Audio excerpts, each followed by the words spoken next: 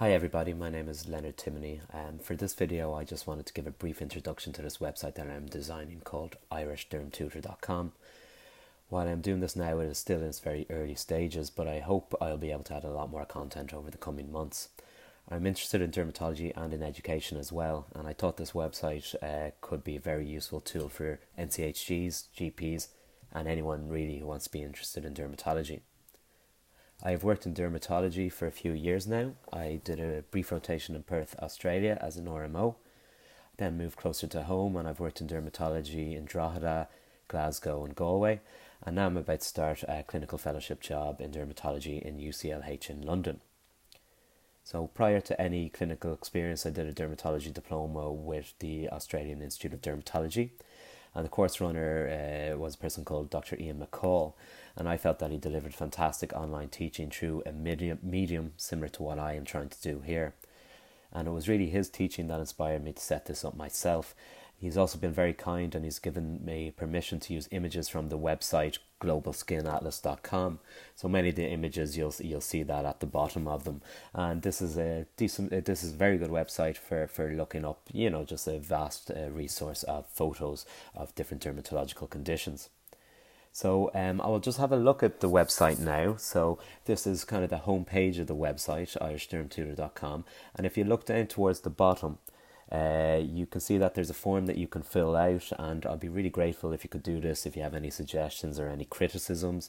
I'm very flexible to trying to change the website and making it as useful as possible for people.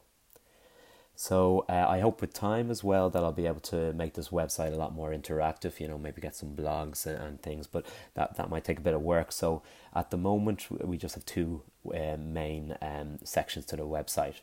So if you look at the top in the Irish bar, you can see there's an MRCPI section. So if you click onto that, you can then go on to the MRCP section. And this is hopefully designed to that people can be covered if they're doing the Irish or the UK MRCP exams, particularly the MCQ sections. And because the MRCP does cover such a lot of material, I've tried to design it to cover a wide range of topics very quickly. I kind of designed it by going through various question banks and some textbooks, and hopefully it will cover most of the material that can come up on the exam.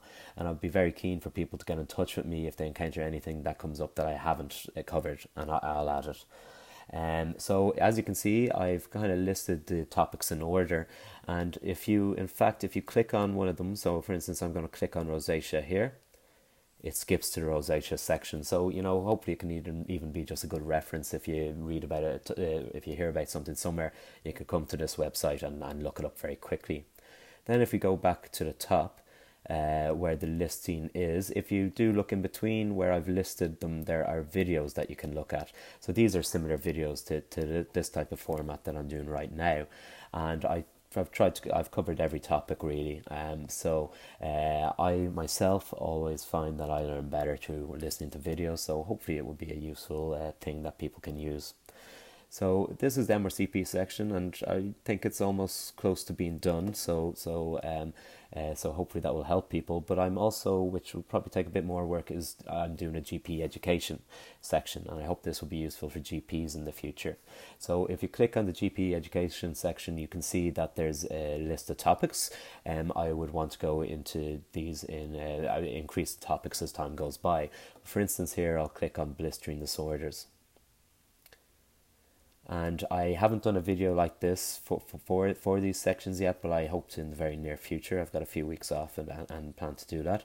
But I've tried to basically write information about for instance blistering disorders, and I've tried to make the diagrams as interactive as possible.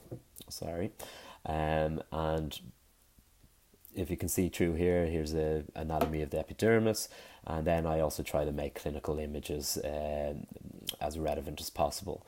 So I suppose in a nutshell, that is everything that I want to do as an introductory part for this video. And as I said, I'll be very open to any suggestions that people have. Thank you very much.